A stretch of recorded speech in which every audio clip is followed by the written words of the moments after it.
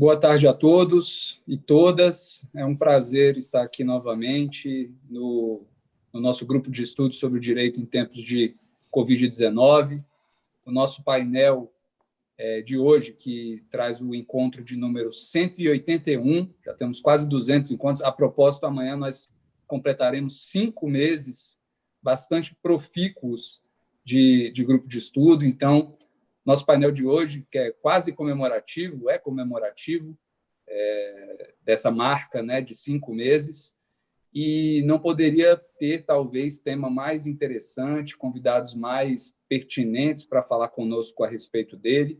Falaremos hoje sobre, dentro do contexto, né, de direitos constitucionais e mundo virtual, trataremos da questão da territorialidade, os direitos constitucionais neste mundo virtual e a territorialidade posta em xeque. Estarão comigo hoje, na função de mediação, a professora Edmê Capovilla Frois, da Universidade Estadual do Maranhão, vice-presidente da Comissão de Direito Digital da OAB Maranhão e também membro da ANPPD, a Nina Pencac, assessora no Supremo Tribunal Federal, doutoranda e mestre pela Universidade Estadual do Rio de Janeiro, e conosco, na condição de expositora, o professor Jairo Schaffer, juiz federal, professor de Direito Constitucional, professora Gabriele Salles Sarlet, professora da pós-graduação, do Programa de Pós-Graduação da PUC Rio Grande do Sul, professor André Pereira, diretamente da Universidade de Coimbra, fala conosco gentilmente de outro fuso. Professor, muito obrigado. Professor Ricardo Campos, grande amigo também, docente assistente na Universidade Goethe, em Frankfurt am Main, e diretor do Instituto LGPD, Lei Geral de Proteção de Dados.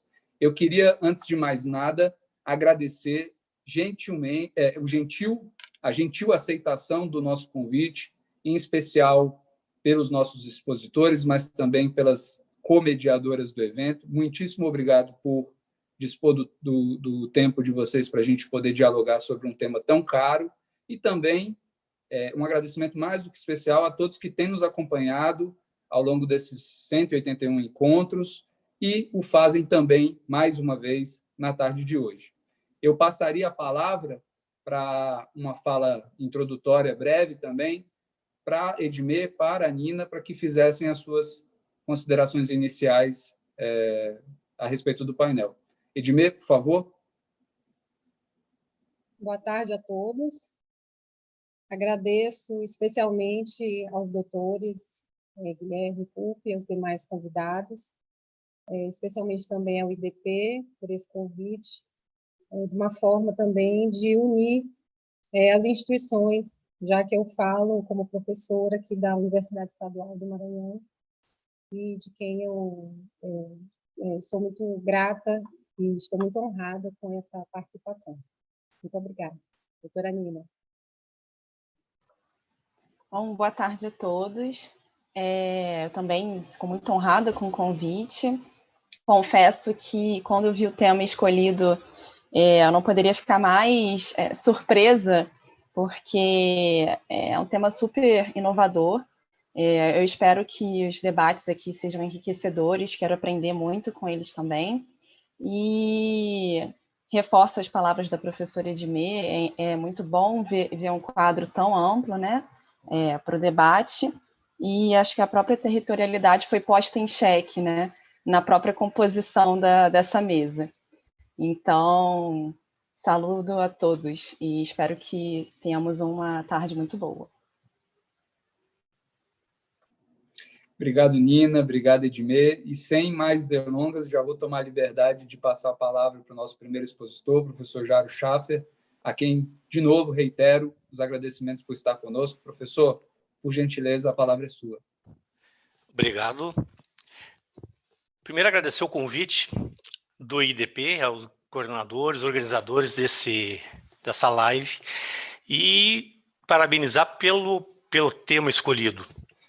Provavelmente, esse tema que envolve direitos fundamentais, poder judiciário, inteligência artificial, seja um dos mais espinhosos a que nós sejamos, do ponto de vista teórico, doutrinário, seja do ponto de vista da prática judicial, provavelmente um dos mais difíceis de nós trabalharmos as consequências, os efeitos e, acima de tudo, a normatividade dessa nova realidade que se está estabelecendo. Ninguém provavelmente discorda disso, que o século XX ele testemunhou o triunfo do constitucionalismo. Esse constitucionalismo que nós conhecemos, que praticamente impôs-se universalmente. A partir daí, já não se discutiu mais se deve ou não haver Constituição, mas sim qual o modelo mais adequado de Constituição, com algumas raras exceções. E nesse contexto de sistema constitucional, de constitucionalismo, os direitos fundamentais, eles passaram a ter uma função estruturante. Eles passaram a integrar essa ideia de Constituição, mas, acima de tudo, eles, os direitos fundamentais, passaram a moldar essa ideia de Constituição. Eles passaram a ser a própria estrutura dessa ideia de um Estado contemporâneo, de um Estado constitucional. Todavia, o que está por vir, ele coloca em xeque todos esses instrumentos, todos esses elementos que foram construídos. Então, qual é a questão que se coloca hoje? Se o século XX ele foi a era da consolidação desse sistema constitucional normativo embasado em direitos fundamentais, o século XXI vai ser um momento de desconstrução ou de reconstrução de todos esses conceitos clássicos que nós fomos acostumados a trabalhar desde sempre, desde que essa ideia foi surgindo. O que nós trabalhamos hoje é um conceito da chamada sociedade 4.0. O que significa esse futuro ou essa moldagem da sociedade 4.0? Basicamente, ela se caracteriza porque a digitalização massiva de informações, ela passa a ser o elemento central das relações que vão se estabelecer. Quanto maior o volume de dados, maior a eficácia desses sistemas de busca de resultados práticos para a solução de questões previamente estabelecidas por esses sistemas que nós vamos começar agora a trabalhar, a conviver.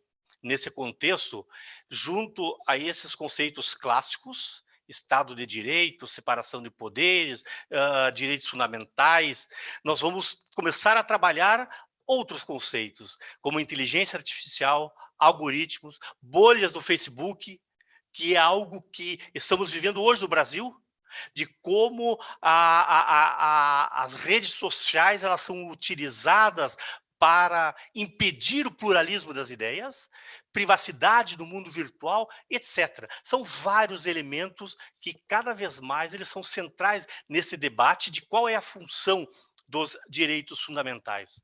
Antes da pandemia, eu estava dando uma aula de direito constitucional para uma turma de especialização aqui em Florianópolis, e durante a aula eu fiz uma pergunta aos alunos, uma pergunta teórica, indagando determinado conceito do direito constitucional. E, para minha surpresa, quem respondeu a pergunta não foram os alunos, foi o meu celular. O Google respondeu a pergunta. Respondeu e, para surpresa ou não surpresa de todos, respondeu corretamente, do ponto de vista do que se estava trabalhando naquele momento. O que isso significa? Qual o significado simbólico disso? O significado simbólico é que o Google está sempre nos ouvindo. O Google está captando todas as informações 24 horas por dia. E, evidentemente, que esse caso ele está a indicar um primeiro problema que nós estamos enfrentando, que é os impactos dessas novas tecnologias, dessa extraterritorialidade, no âmbito dos direitos de liberdade. No âmbito dos direitos de liberdade. A privacidade, o direito à informação, o direito à privacidade do ponto de vista das informações que circulam na internet, elas passam a ser elementos centrais. e que nós temos muita dificuldade de trabalhar. Então, no ponto de vista da liberdade, a fusão da revolução das tecnologias com a biotecnologia, elas acabam propiciando a produção de informações por algoritmos, e essas informações, elas vão chegar a reproduzir, inclusive, o pensamento das pessoas, as ideias das pessoas. Elas vão antecipar, inclusive, as necessidades das pessoas. Há um filme, provavelmente há 20 anos atrás, 18 anos atrás, chamado Minority Report, que é um filme no qual, não sei se alguém já assistiu esse filme, a polícia ela utiliza elementos de inteligência artificial para antecipar a prática delituosa. E o que acontece? Antecipando a prática delituosa, a polícia intervém e prende o autor dos fatos antes que o fato seja praticado. Ou, em outras palavras, isso que há 20 anos atrás era uma ficção, na verdade, hoje é um conceito que está sendo empregado e utilizado diariamente. Se nós pegarmos, por exemplo, na China, a China utiliza milhares e milhares e milhares de informações públicas e privadas do cidadão, captadas através da internet, câmeras de vídeo e diversos outros sistemas de captação de informação, para antecipar e verificar qual é o cidadão que tem maior potencial para ser um risco àquilo que se entende por proceder correto naquele momento. Então, o que nós trabalhamos do ponto de vista dos direitos fundamentais? É uma redefinição da importância e qual é a finalidade dos direitos fundamentais frente a essa nova realidade. E do ponto de vista, agora fazendo um recorte do ponto de vista judicial, do ponto de vista jurisdicional, nós estamos enfrentando problemas sérios no que se refere à efetividade da jurisdição frente a essa inexistência de fronteiras, que é uma realidade dessa era da internet, da rede mundial de computadores. Vamos pegar dois exemplos muito atuais. O primeiro, essa decisão do ministro Alexandre de Moraes determinando o bloqueio de determinadas plataformas. Num primeiro momento, o bloqueio foi feito do Brasil. Evidentemente que migraram para plataformas de outros países. É possível um juiz nacional determinar o bloqueio mundial de outras plataformas em outros países? O segundo exemplo que eu gostaria de compartilhar com todos é que está sendo julgado hoje pelo Superior Tribunal de Justiça, que se refere à disponibilização pelo Google, pelo Gmail, de informações massivas, por massivas, leia-se, indeterminadas, de informações envolvendo o caso Marielle Franco. O Ministério Público quer que o Google e o Gmail, a sua plataforma mais específica, forneça informações de todos os cidadãos que acessaram determinada informação no prazo anterior e posterior ao crime. São milhões de pessoas, milhões de informações, milhões de atividades privadas que vão ser disponibilizadas ao poder público. Então, a minha primeira intervenção, e já me encaminho para a finalização, ela se refere à absoluta incapacidade que hoje o sistema constitucional e, particularmente, o Poder Judiciário, o sistema jurisdicional tem de enfrentar essas novas questões e de dar uma resposta razoavelmente adequada a esses problemas. Nós sempre fomos treinados a buscar uma resposta ao Big Brother, ou seja, ao Estado. Mas hoje o que nós temos são milhares, centenas de milhares de pequenos irmãos, que são diversas e diversas empresas espalhadas pelo mundo que estão diariamente pesquisando, colhendo e minerando as nossas informações e, com isso, antecipando consequências. Então, essas duas questões eu trago ao debate. Primeiro, como é que os direitos fundamentais eles vão interpretar e, principalmente, regular essas novas questões, em virtude dessa transacionalidade. E a segunda, como é que o Poder Judiciário vai trabalhar? Nós vamos precisar aprimorar o sistema multinível de proteção aos direitos fundamentais e passar a ter os tribunais internacionais de direitos humanos não função meramente declaratória, mas também uma eficácia condenatória e revisional, ou seja, assemelhando-se a um órgão jurisdicional. Então, são 3 indagações que eu trago para o debate. Muito obrigado.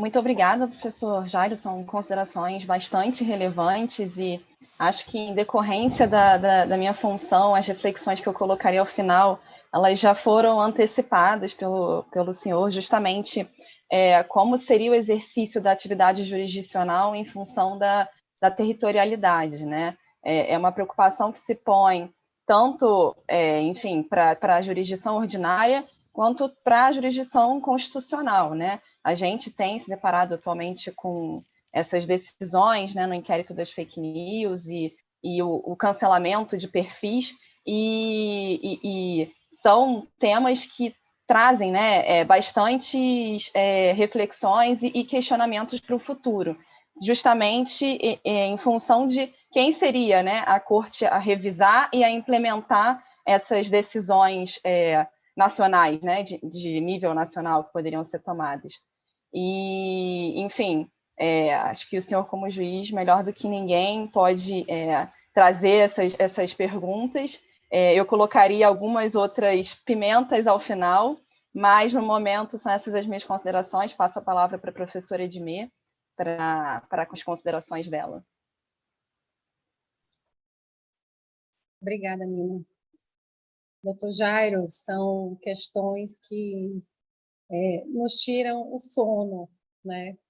Porque são questões que elas têm a tendência de, como o debate é esse, a territorialidade. Nós estamos debatendo isso aqui no Brasil, mas essas questões também são enfrentadas em outros países, com outras cortes muito mais maduras em termos de proteção de dados até do que a nossa, né? E nós também estamos vivendo hoje um momento não só do julgamento do STJ quanto à questão do caso Marielle, mas também quanto à Lei Geral de Proteção de Dados, que foi adiada ontem.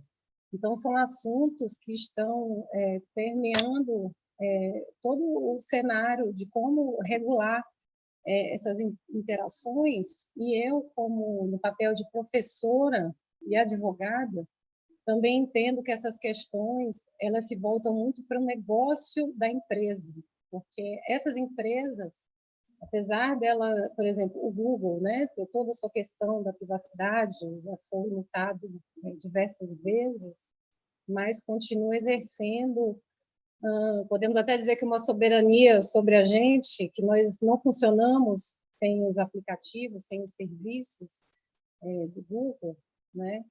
E de outras plataformas. Então, são questões realmente que, como a legislação ela não acompanha essa aceleração da tecnologia, dos serviços, realmente vai cair para o Poder Judiciário se debruçar sobre isso.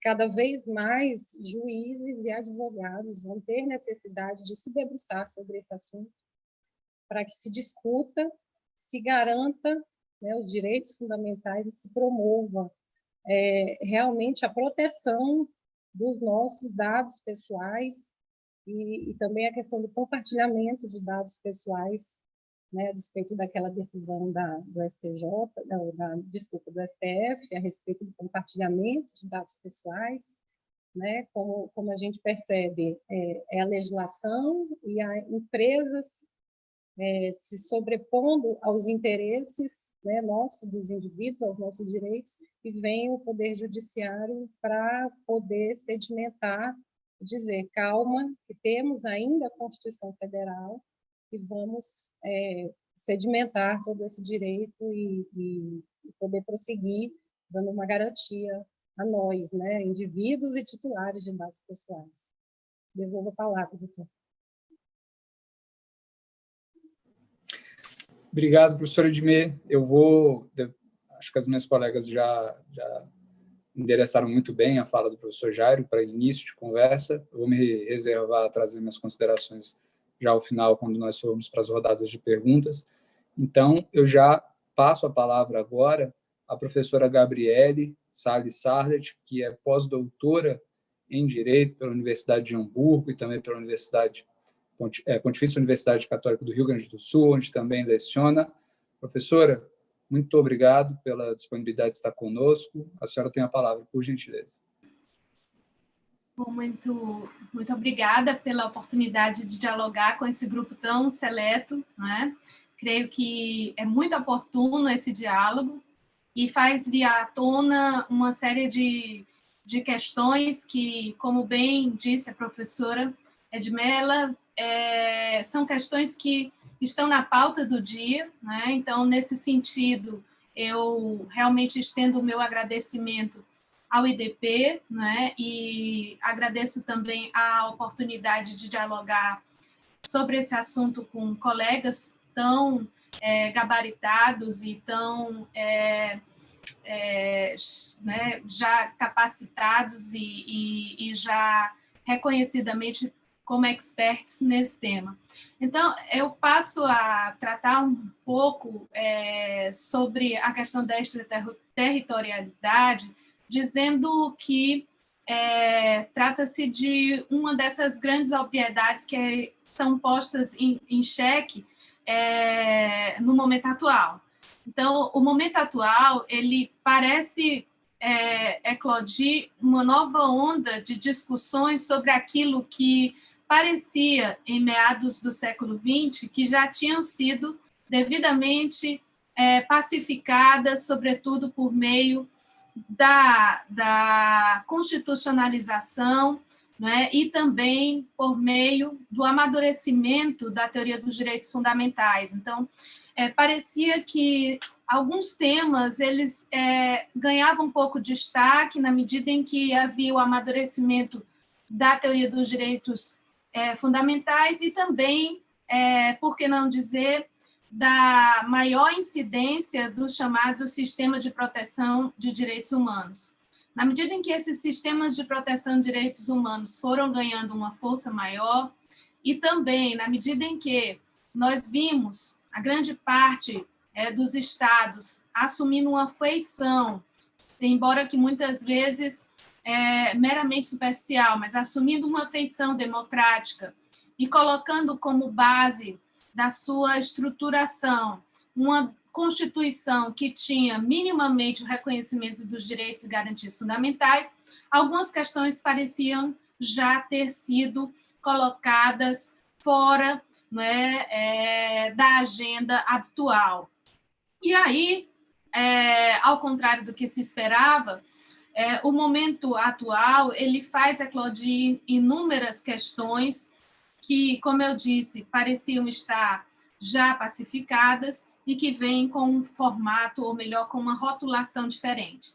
Isso é preciso dizer porque, na verdade, quando nós tratamos, por exemplo, do mundo virtual, nós continuamos tendo necessariamente que firmar um olhar em relação à proteção da pessoa humana, isso é elementar e precisa ser reafirmado. Por outro lado, nós precisamos também aportar em uma espécie de discussão que tem que trazer a tecnologia como um elemento que não possui neutralidade. Então, assim como a ciência não é neutra, a tecnologia também não é nem boa nem ruim. Então, essa é outra premissa básica para a discussão que eu trago, né, nesse momento. A outra questão que eu acho que é muito interessante e que é uma contribuição das neurociências é que, nesse formato da internet, nós temos aí sido tragados por uma série de questões referentes a uma exacerbação do ódio e a um processo que poderíamos dizer que trata-se de uma espécie de desumanização. Então, é preciso, diante disso, fazer talvez um pequeno alerta. E esse alerta é no sentido de que isso que nós chamamos de internet, e melhor dizendo, isso que nós chamamos de mundo virtual, é produzido a partir de um design, que nada mais é do que um algoritmo. Então, como diz o professor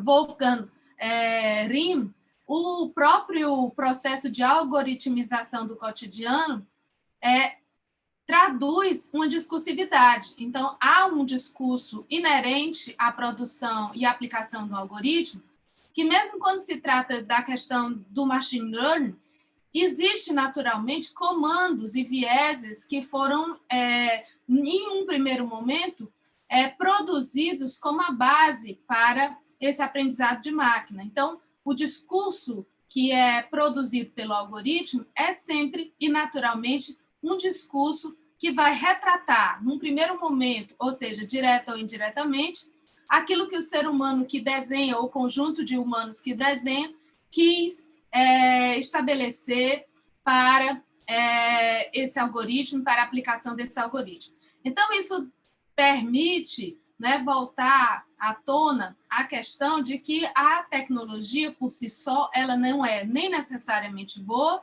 nem necessariamente má. Mas ela exige, assim como foi feito, né, em meados do século XX, esforços que vão além da soberania, portanto, vão além do que traduz-se no fenômeno do constitucionalismo, para poder abarcá-lo, para poder compreendê-lo e, melhor dizer, para poder traçar limites de regulação. Então, quando hoje nós falamos de limites de regulação, nós temos que ter em mente, por exemplo, a ideia de corregulação, de autorregulação e também de uma regulação a partir da própria estrutura criada por organismos internacionais e estados que efetuam o que se chama de cross-border, ou seja, a grande tendência mundial é da ideia de que é necessário criar mecanismos que estabeleçam de cada vez mais, né, fronteiras para o fortalecimento de um sistema protetivo que se possa, com ele, ou melhor, a partir dele, né, criar ferramentas factíveis que vão muito além do que essas que nós hoje estamos utilizando no cotidiano.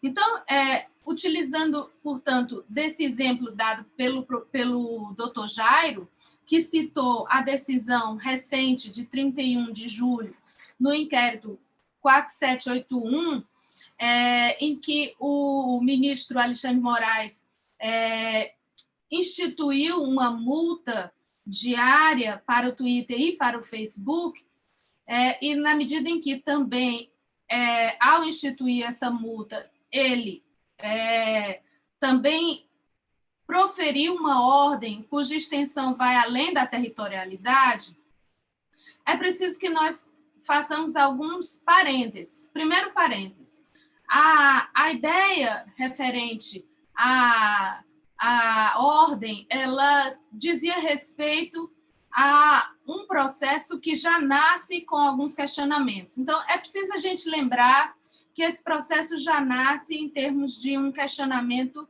quanto à sua origem, né?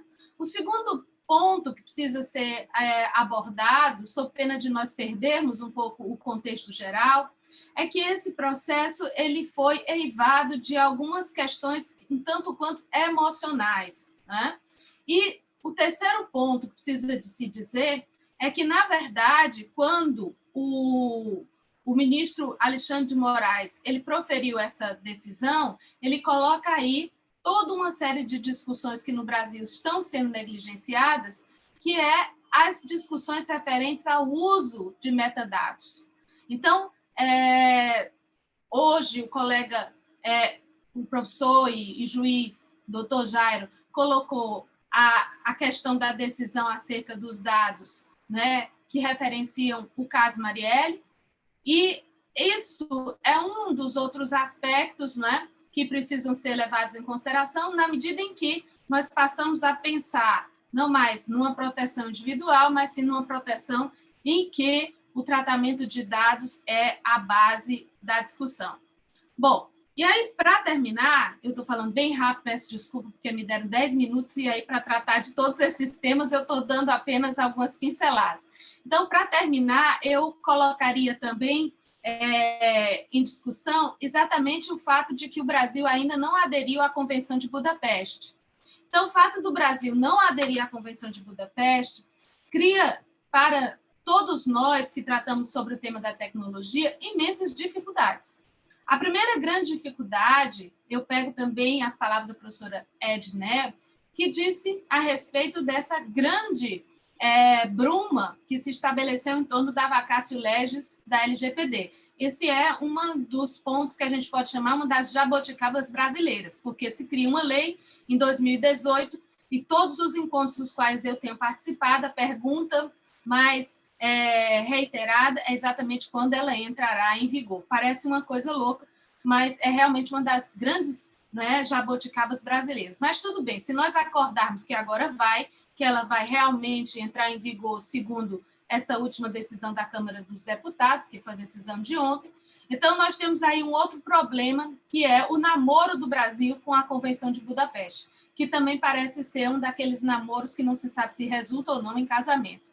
E aí, tirando essa parte da brincadeira, o que eu queria dizer é que ou melhor dizer, ratificar a Convenção de Budapeste coloca o Brasil num outro patamar, tá? Completamente diferente, uma vez que essa convenção ela vai tratar, por exemplo, sobre as medidas de cooperação efetivas em relação, por exemplo, uso abusivo de dispositivos, interferência de dados, o que é interceptação ilegítima, quais são os compromissos estabelecidos para as medidas legislativas em relação à cibersegurança.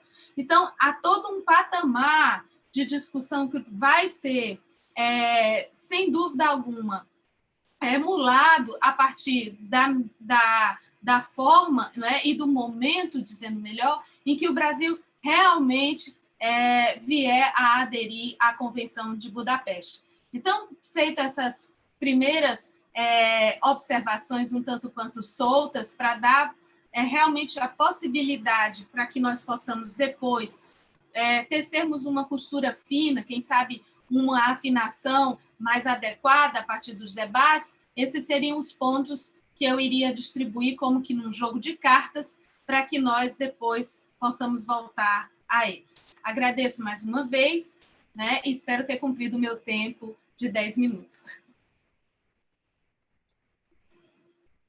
Obrigada, professora, doutora Gabriele. Realmente esse é um tema muito instigante e, como a senhora falou, o nosso país ainda não aderiu a essa convenção tão importante. E, ao mesmo tempo, a senhora menciona a Lei Geral de Proteção de Dados Pessoais, lá vai eu falar novamente dela, e que, a respeito de dados pessoais em relação a processo, em relação à investigação, né, em relação à atividade de investigação, como diz bem a lei, essa lei ela não se aplica, né? Então, realmente, essa questão ela é uma exceção, né? Juntamente com outras informações, outros dados pessoais, né? Questões criminais vão depender de uma outra regulamentação, e quem sabe poderia bastar a adesão, né, à Convenção de Budapeste, pelo país, né, pelo Brasil, e de forma também que eu entendo, como a senhora mencionou, a questão do compartilhamento de dados dessas decisões, quando a ministra Rosa Weber disse achar desproporcional naquele julgamento da MP 959, que compartilhava os dados pessoais das telefônicas, né, nas operadoras de telefone com o IBGE, ela dizia textualmente que era uma medida desproporcional, né, repassar ao IBGE dados pessoais de mais de 200 milhões de brasileiros. E no momento de uma decisão dessa, de uma determinação, né, como o doutor Guilherme falou, pedir que milhares de pessoas que tivessem passado por aquela localidade também tivessem o seu direito à privacidade afastado, né, em benefício de uma persecução criminal, né, nesse sentido. Então, são questões que, a partir desse momento que há uma decisão dessa, a gente acredita que há um impacto em todas as demais ações que vierem a seguir sobre isso, e que realmente pode acabar se chocando com todo esse caminho de legislação, esse histórico de ordenamento jurídico que a gente está tentando fazer valer, né? Principalmente agora, com a Lei Geral de Proteção de Dados, que aí ela vem para sedimentar e regulamentar toda essa normatização, esse procedimento, e, de repente, podem surgir outras questões mais adiante, né? E aí a gente não sabe até que ponto as empresas vão abrir, né? Vão quebrar o seu contrato de privacidade com todos os usuários que utilizam aquela tecnologia, que elas têm como base, né, a privacidade, para um fim específico que é de conseguir informações a respeito de um fato, de um fato ocorrido específico, né, de um caso único no país. Doutora Nina, com você, para a gente compartilhar um pouco essa questão, como é que a senhora enxerga isso? Eu acho que a fala da professora Gabriele, ela foi extremamente relevante, porque ela suscitou aqui pontos também de reflexão, acho que geral, né, para quem se debruça sobre o tema. A questão do viés do machine learning é uma das maiores preocupações quando a gente fala em algoritmização, né, inteligência artificial. É uma preocupação que já afetou empresas grandes como a Amazon, né? Aquele viés na escolha dos empregados, e o próprio Google Tradutor, né? Tem esse viés também de gênero, enfim, isso está no nosso dia a dia. Então, eu acho que em termos de algoritmo, inteligência artificial, tentar neutralizar, tornar neutra a tecnologia é um objetivo, acho que bastante difícil, mas que tem que ser, talvez, o objetivo primordial, né? Eu gostei muito da fala da professora de que a tecnologia não é boa nem ruim. Então, o viés quem coloca somos nós, né, que utilizamos. E eu acho que outro ponto também que merece destaque são esses esforços de múltiplos agentes, né? Aqui no Brasil, em outros países, né? Acho que a Alemanha desponta como pioneira nessa questão da regulamentação. O professor Ricardo vai poder falar melhor sobre isso para a gente, mas eu acompanho a legislação da Alemanha sobre a regulamentação, né, da utilização de dados pessoais, das informações circuladas pelas plataformas digitais, e a Alemanha vem despontando, talvez seja um grande exemplo. E aí a gente vê a Alemanha recrudescendo essa legislação recentemente, né, em que houve a aprovação de uma nova lei que pede para as plataformas passarem informações, salvo engano, direto para a polícia, né, dos dados, né, dos agentes que colocam essas fake news, essas informações falsas nas plataformas. Então, você já tem uma legislação que obrigaria esses agentes a fornecerem informações para fins de persecução penal, né, para o Estado. Ao mesmo tempo, a gente vê o próprio Estado tentando fomentar a própria iniciativa privada, né, via compliance. Então, muitos países têm colocado esse compliance interno para debate, né, das próprias empresas fazerem essa triagem, né, de informações, porque realmente, talvez, e aí trazendo de novo a fala do professor Jairo, ninguém sabe a resposta correta ainda, né, de como lidar com tudo isso, mas talvez com a ação de múltiplos agentes a gente consiga um caminho mais tranquilo, né, menos turbulento. Eu só gostaria de lembrar aqui também que enquanto a gente debate o inquérito das fake news, o STF ainda tem para julgar 2 repercussões gerais antigas, né, sobre retirada de conteúdo do Google e do Facebook. Óbvio que são repercussões gerais, então se aplicariam, né, a depender da tese, às demais plataformas. Uma delas de 2012, antes do Marco Civil na internet, e outra de 2018. Então, é interessante a gente ver um debate que agora vai além do que o próprio STF escolheu julgar no passado. E com isso eu encerro as minhas considerações. Eu acho que também eventuais dúvidas e questionamentos eu coloco ao final. Obrigado, Edmê. Obrigado, Nina. Eu estou só aprendendo aqui e anotando minhas considerações para o momento das perguntas. Vou agora, já sem solução de continuidade, passar a palavra para o nosso professor André Pereira, doutor em Direito Civil pela Universidade de Coimbra. Professor, primeiramente, muito obrigado por estar conosco. Gostaria de agradecer em nome da coordenação do grupo de estudos e já lhe concedo a palavra, por gentileza. Muito boa noite aqui em Portugal, boa tarde ou fim de tarde aí em Brasília e no Brasil. É um gosto estar neste evento, a convite do meu amigo, velho amigo, desembargador, o professor Ney Belo. Não podia recusar este desafio e tenho muita honra de estar com estes convidados, também com o juiz federal Jairo Schaffer, com a professora Gabriel Salles Charlette e com o professor Ricardo Campos, que nos acompanha da Alemanha. E, de facto, um tema tão importante, direitos constitucionais e mundo virtual, a territorialidade posta em xeque. E, verdadeiramente, em 10 minutos, o que pode um português aqui na Universidade de Coimbra, que verdadeiramente eu sou professor de Direito Civil, mas também muito de Direito Sanitário, Direito da Saúde, Direito Médico, Direito da Bioética, poderia orientar a minha fala mais para esses caminhos e que já foram bem iniciados também pelo juiz Jairo Schaffer, na medida em que nos apontou todos estes desafios deste mundo 4.0 e a digitalização na área da saúde, da indústria da saúde, é algo de extraordinário que apresenta esperanças, mas também grandes desafios, mas verdadeiramente não vou por aí neste momento. Iria dar um contributo de direito comparado, enfim, para o nosso auditório que nos ouve, alguns serão estudantes, serão coisas muito simples, mas que convém sempre recordar.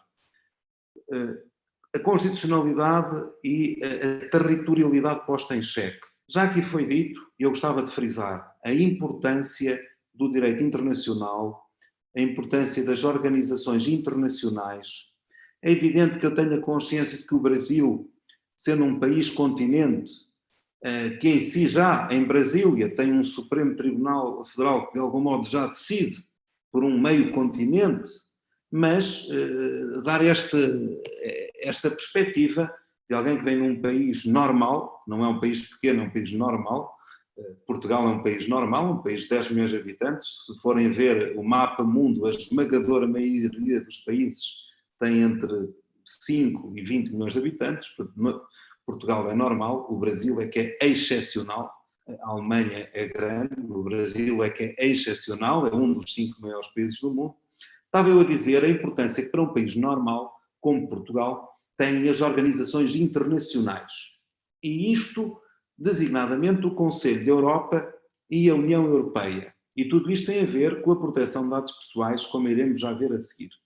Porque estas organizações internacionais vêm desenvolvendo um papel muito importante, designadamente tendo tribunais, o Tribunal Europeu dos Direitos Humanos, que defendem o direito à privacidade, o direito à intimidade da vida privada, que é desde logo protegida pelo artigo 8º da Convenção Europeia dos Direitos Humanos e que tem vindo a ser trabalhado pelo Tribunal de Estrasburgo. Mas também, atualmente, a União Europeia, que, para os jovens estudantes de Direito que nos ouvem, portanto, convém ir distinguindo a União Europeia do Conselho da Europa, são organizações diferentes. Também a União Europeia se tem vindo a desenvolver muito esta matéria da proteção dos dados pessoais. Porque é que as organizações internacionais são importantes neste mundo dos direitos fundamentais em que a territorialidade é posta em xeque? Porque, desde logo, neste espaço europeu, encontramos uma proteção supranacional destes direitos fundamentais, designadamente a intimidade, a vida privada e familiar. E uma proteção aos indivíduos, aos cidadãos, às empresas, que por vezes é uma proteção contra o próprio Estado, designadamente no Tribunal dos Direitos Humanos, normalmente um Estado parte que é o réu, que tem que se defender por estar a violar, através de uma lei ou de uma interpretação judicial, exatamente isso. Portanto, um apelo a que um direito constitucional moderno, em que os direitos fundamentais no mundo da internet só podem ser de facto protegidos, como já foi dito neste debate, ao nível supranacional. E então, destacar aqui o Tribunal Europeu dos Direitos Humanos, destacar aqui que em 1981 temos uma Convenção 108 do Conselho da Europa, destacar aqui que Portugal tem uma Constituição moderna, após a Revolução de Abril de 1974, que no fundo, como diz Fukuyama, foi a revolução que deu a abertura a tantas e tantas revoluções democráticas. Foi Portugal, seguido depois da Espanha, depois seguido da Grécia, depois seguido do Brasil e da Argentina e de outras ditaduras violentas na América Latina, e que acabou por culminar com as libertações da Europa de Leste em 89, 90, portanto, desde 74, com a Revolução Portuguesa, até 91, houve dezenas e dezenas de países na Europa do Sul, na América Latina, na Europa de Leste, que se libertaram de regimes ditatoriais. E, portanto, Portugal, com a sua Constituição de 76, tem o artigo 35, que é um artigo muito moderno, e passa aqui para este plano. Porquê é que é muito moderno? Porque tem aquilo que os alemães dizem, falam, e não quero aqui falar muito do direito alemão na companhia, quer da professora Gabriela, quer do professor Ricardo Campos, mas, enfim, o direito à autodeterminação informacional, ou seja, é um direito fundamental diferente do direito à intimidade da vida privada e familiar, é um direito diferente da honra ou do bom nome, é um direito autónomo, que está no artigo 35, utilização da informática, que não vou estar aqui a ler em pormenor, mas que tem aquilo que os alemães chamam de autodeterminação informacional. O direito de retificação, o direito de atualização, o direito de conhecer a finalidade a que se destinam e o direito a corrigir e o direito a esquecer. Esse tema tão interessante, o direito a esquecer, designadamente na área dos dados de saúde, que não vou aqui falar. Portanto, temos uma Constituição preparada e que, naturalmente, também, depois, na União Europeia, voltando a Portugal, temos uma primeira lei de 1991, mas depois, em 95, como já tinha dito, a União Europeia começa a ocupar-se da proteção de dados a nível do mercado único, porque os dados são também um fator económico, livre circulação de produtos, livre circulação de serviços, livre circulação de pessoas, criação do mercado único nos Estados que na altura faziam parte, que agora são 27, ora, para haver um mercado económico e também já com preocupações de direitos fundamentais, proteção dos dados pessoais, designadamente por matérias de concorrência.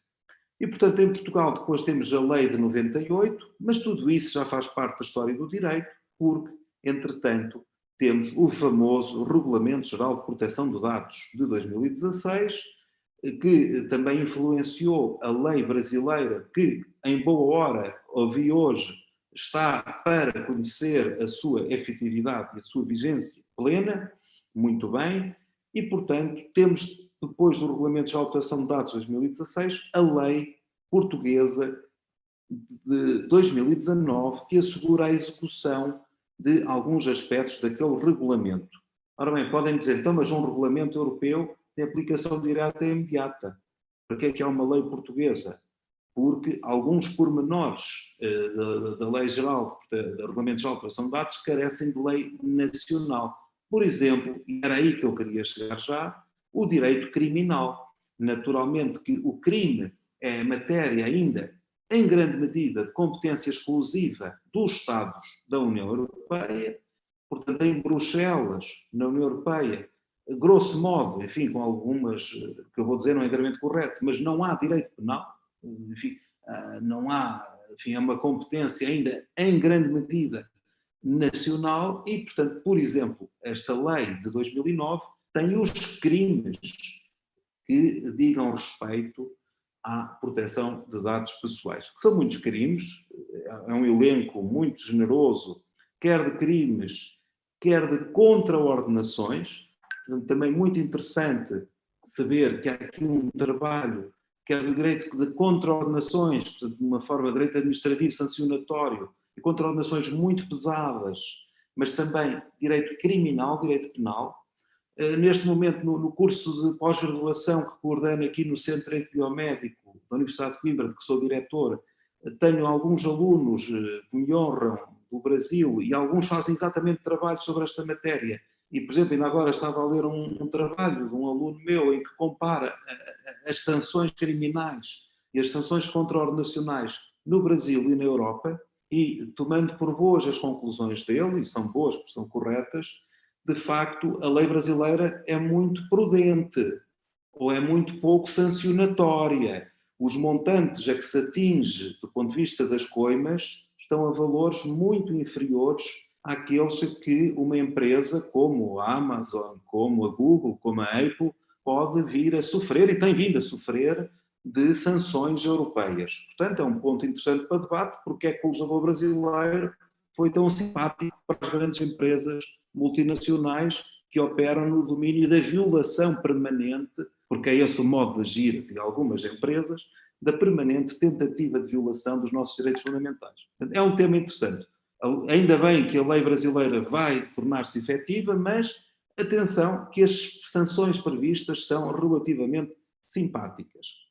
Portanto, não tenho tempo para estar aqui a enumerar todos os crimes, seria fastidioso, isto é uma conversa, não é agora aqui uma aula sobre tudo isto, mas temos, portanto, a lei de 2019, que parte do Regulamento Europeu de Proteção de Dados Pessoais, que tem o seu fundamento constitucional no artigo 35 do direito à autodeterminação informacional, que tem o seu fundamento constitucional para a criminalização e que tem penas graves e pesadas, e isso às vezes é notícia nos jornais, e, portanto, esse é um ponto. Queria ainda acrescentar aqui um outro ponto interessante, é que às vezes há o fenómeno que se chama da hiperinflação legislativa. O mundo do cibernáutico, o mundo da nova tecnologia, da informática, realmente tem levado a uma reação legislativa. E é chique, é bonito fazer leis sobre isto. Eu não critico, apenas chamar a atenção que existe uma outra lei, a lei do cibercrime, que é a lei de 2009, portanto já tem 11 anos. 11 anos a internet é muito tempo, mas enfim, que também tem tido atualizações e no fundo transpõe também uma decisão quadro de 2005 da União Europeia, a chamada Convenção sobre o Cibercrime do Conselho da Europa, portanto, do Conselho da Europa, a lei do cibercrime que transpõe uma Convenção sobre o Cibercrime do Conselho da Europa, portanto é uma lei de 2009, também muito útil nesta área da criminalidade informática e que, como sabemos, de criminalidade informática imediatamente temos o problema da territorialidade e queria-vos chamar aqui a atenção que há também um conjunto de crimes que estão aqui previstos, a falsidade informática, o dano relativo a programas ou dados informáticos, a sabotagem informática, mas queria falar aqui exatamente do acesso ilegítimo. O acesso ilegítimo a dados, designadamente a dados pessoais. A dados pessoais, designadamente quando esteja em causa dados confidenciais ou que estiver em causa um segredo comercial ou um segredo industrial. Ora, este acesso, quem é que pratica este crime? Quem, sem permissão legal ou sem ter autorização pelo proprietário ou pelo titular do direito, aceder a um sistema informático. Portanto, seja aceder a uma conta bancária, às informações fiscais, às informações de saúde, a quebra, a violação ilegítima desta segurança informática é crime. Mas depois, no número 4, a pena é agravada, passa a ser uma pena de prisão de 1 a 5 anos. Portanto, deixa de ser uma pena até 1 ano para ser uma pena de prisão até 5 anos. Portanto, uma pena muito mais grave. Quando, através do acesso, o agente tiver conhecimento ou de segredo comercial, ou de segredo industrial, ou, para o que me interessa, enquanto professor de Direito da Saúde, de dados confidenciais. Então, imagine-se que o médico, um enfermeiro, que têm acesso, dentro deste novo mundo do registro eletrónico da saúde, por exemplo, em Portugal, o Ministério da Saúde, o nosso Serviço Nacional de Saúde, o SUS português, enfim, que é diferente do SUS, mas portanto, existe já uma plataforma informática que permite aceder às informações dos cidadãos, dos doentes, e o médico tem password, o enfermeiro tem password, e pode aceder, por exemplo, enquanto eu estou aqui a falar, se calhar um enfermeiro ou um médico está a violar a minha informação. Espero que não o faça. Se o fizer, eu serei avisado através de uma notificação no meu telefone. Mas, de qualquer modo, já foi violada esta informação. E queríamos dar conta, sem desenvolver, que há aqui uma polémica no direito português. Saber se este crime, o bem jurídico, é apenas a chamada segurança informática. Será que este tipo legal de crime visa proteger apenas a segurança informática? E nessa altura, por exemplo, se a pessoa aceder à informação do André, à informação do Gonçalo, à informação do João, pode estar a praticar um só crime continuado, porque violou apenas um bem jurídico? Não me parece correto. Eu sou de acordo com a tese de que quando se acede a dados confidenciais, designadamente dados de saúde, há um bem jurídico complexo. Não apenas a segurança informática, mas também a própria privacidade e a própria autodeterminação informacional, que tem a sua raiz no artigo 35 da Constituição, e obviamente que esta norma penal também protege a autodeterminação informacional, ou seja, não só está em causa a segurança do sistema informático do Ministério da Saúde, está também em causa a minha informação pessoal. Isto tem consequências, porque então significa, qualquer estudo, qualquer jurista está já a perceber, que não podemos falar aqui em crime continuado. Ele violou bens pessoalíssimos do André, do Gonçalo, do João, da Rita e, portanto, cometeu 4 crimes. Ora, muito bem, temos aqui esta dimensão. E quanto à extraterritorialidade? Bom, esse é efetivamente um drama que temos. E qual é a solução? Mais uma vez, apontar para uma legislação de organizações internacionais, para além de algum aperfeiçoamento ao nível do chamado direito penal internacional.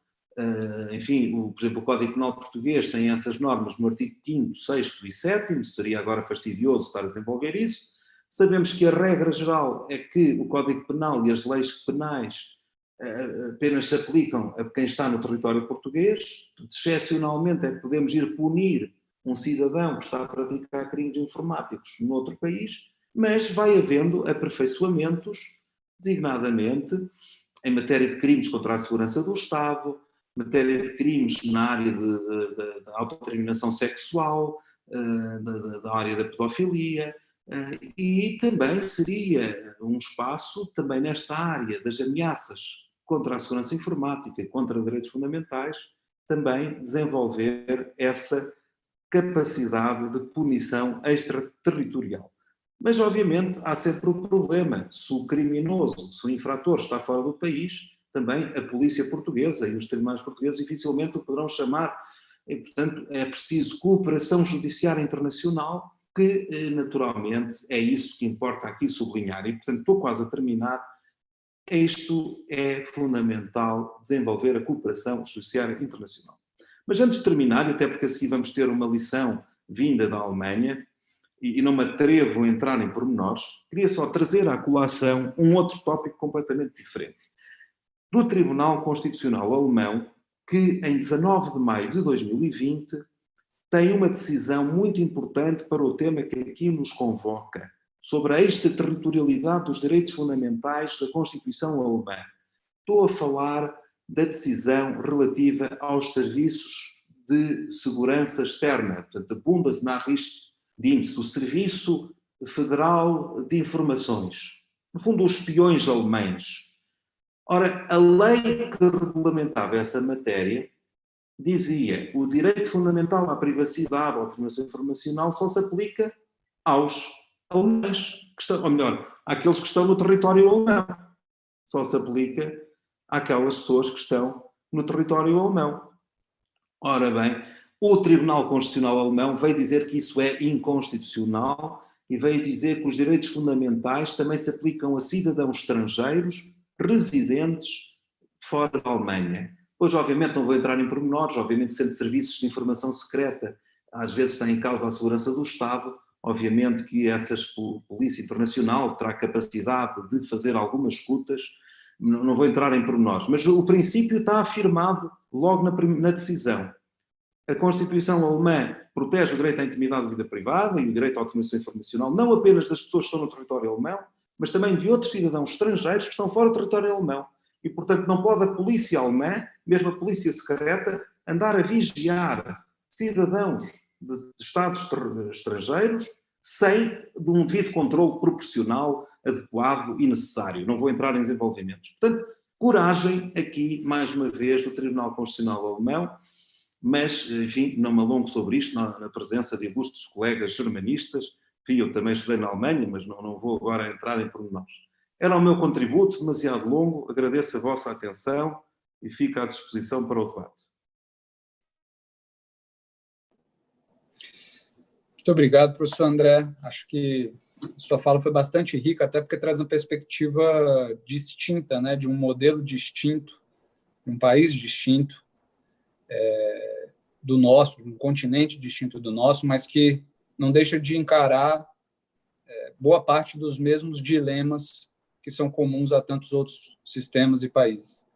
Eu prometi que eu ia me segurar para guardar minhas considerações para o final, mas por conta da riqueza, sobretudo, das exposições até aqui, e certo de que o nível será mantido pelo Ricardo, e justamente aproveitando que ele é o próximo a falar, eu me permito trazer duas considerações. A primeira é uma consideração e uma segunda consideração, mas que vem na forma de uma provocação, até para o Ricardo se sentir à vontade, explorá-la ou não, e aí depois a gente abre para os demais também fazê-lo. Primeiro ponto é como é interessante esse velho novo dilema que tensiona direitos fundamentais. Como, no mais das vezes, o maior risco que se impõe aos direitos fundamentais vem sobre o patrocínio de outros direitos. E aí eu estou querendo especificamente trazer à tona a questão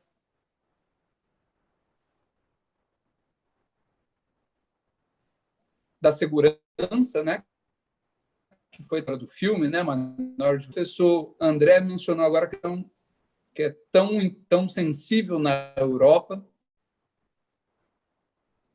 relativismo, idade como a flexibilização da idade, ou o quanto é possível flexibilidade em favor de um bem maior, em favor da vida, em favor da defesa de valores de uma determinada país. E a gente também tem observado isso nesse atual momento, não mais risco de terrorismo, mas quando o risco é um risco sanitário, que é o que nós temos observado por ocasião da pandemia e que tem trazido a discussão sobre o quanto é possível se adentrar a intimidade, os dados, até a própria restrição de locomoção a bem do resguardo da saúde pública, né? Então, esse é um tema bastante interessante que põe novamente em tensão esse velho novo dilema entre direitos fundamentais, uma equação muitas vezes difícil de se solucionar, se não no caso a caso. E o segundo ponto que eu queria trazer, e que também orbitou aí a fala de vários expositores, é também a discussão sobre a dificuldade de efetivação de proteções dos direitos fundamentais. A falta de um fórum adequado, de um foro de proteção, foro eficaz de proteção aos direitos fundamentais, de uma instância com poder cogente, né, com poder jurisdicional de efetivação de suas decisões, me parece, muitas vezes, que o próprio sistema encontra suas soluções. E o que eu estou querendo dizer? Quando a gente verifica situações recentes, como o vazamento de dados do Facebook, a questão do Sleeping Giants, a restrição à importação de produtos vindos do Brasil em razão de responsabilidade ambiental, tudo isso, ao fim e ao cabo, são respostas econômicas, virtuais, de engajamento social, mas que são respostas a violações de direitos fundamentais, de direitos humanos, ainda que de terceira e quarta geração, a um ambiente saudável, etc., a intimidade, a proteção de dados. Então, me parece que justamente, enquanto o direito talvez não tenha conseguido trazer uma solução contundente ou eficaz, o próprio sistema que veicula, muitas vezes, a forma de se violarem direitos fundamentais, ele encontra soluções dentro dele para também buscar combater essas mesmas violações. Então, essa provocação que eu queria trazer para o Ricardo e para os demais, deixando as minhas colegas, a Nina, a Edmé, à vontade, caso queiram fazer alguma consideração. Obrigado, Guilherme, Edmé, Nina, aos demais participantes. Queria agradecer ao amigo Ney Belo pelo convite e também trazer a notícia do Senado que a Lei de Proteção de Dados entra em vigor agora 1º de janeiro, que é uma vitória, né? Apesar das multas entrarem em vigor mais tarde, e o Brasil, a gente vive de heróis anônimos nessa guerra, né? E um deles é um professor da USP, que hoje está no Conselho Nacional do Ministério Público, Otávio Luiz, que além de intelectual, é uma pessoa com um bom trânsito, muito respeitado em Brasília. Ele foi um dos que lutou corpo a corpo em Brasília para que a Lei de Proteção de Dados entrasse em vigor. Então, eu queria aqui também parabenizar o Otávio e agradecê-lo por essa luta pública dele no Brasil. E, acima de tudo, esse tema da territorialidade, ele traz para o jurista um desconforto muito grande, né? Você colocar em xeque a territorialidade decorrente de novas tecnologias do mundo virtual. Por quê? Principalmente no direito ocidental, a noção de que o direito é ligado à terra é constitutiva, né? No direito judaico isso é diferente, né? O direito judaico ele independe da terra, né? Então, para a gente, é extremamente constitutivo a noção de vinculação ao território, à terra, né? Isso está no modelo de Westfália, né? Desde do surgimento. Só que isso, dentro desse modelo de fragmentação em estados, né, em decorrência do declínio do ius publicum europeu, não significa que não existam efeitos extraterritoriais, né, da decisão jurídica. E a gente não precisa ir 2 meses atrás na decisão alemã, né, sobre a questão de transferência de dados, vigilância de serviços secretos alemães, até mesmo na Constituição do direito internacional. Se a gente pensar no que é imunidade diplomática enquanto instituto, ela remonta Hugo Grotius e a noção de imunidade, de que certas pessoas no estrangeiro teriam o direito aplicado da sua própria terra e não da terra onde ele está, já de certa forma, um efeito extraterritorial do direito, né? E esse talvez seja um dos primeiros. Isso depois foi cristalizado na Convenção de Viena, né, no seu artigo 41 e 31, primeiro. Se a gente pensar também na forma como o direito internacional privado, enquanto estrutura dogmática, como ele foi conceitualizado, ele também é centrado nesse modelo de Westfália, que é a fragmentação em estados nacionais. Então, são aqueles casos clássicos de locomoção, uma pessoa falece na França, mas ele é alemão, teve um filho em outro lugar. Então, como que você vai gerir o direito, né, que em primeiro lugar é vinculado à terra, mas que de repente ele mistura vários institutos que não só remetem o local onde a pessoa faleceu ou onde ocorreu o problema. Só que esse modelo de Westphalia, ele começou a ser desafiado, principalmente, eu acho, no pós-guerra. E isso é cristalizado principalmente numas aulas iniciais em Yale, do Philip Jessup, né? Esse livro aqui, Transnational Law. É a primeira vez que se cunha um conceito, e o conceito de Transnational Law é justamente que ele começou a observar que estava surgindo um direito que ele não era acomodado nem no direito internacional público e nem no direito internacional privado. Eram várias situações que eram mesclas, né? Isso devia muito também ao surgimento da litigagem em arbitragens internacionais, em foros internacionais.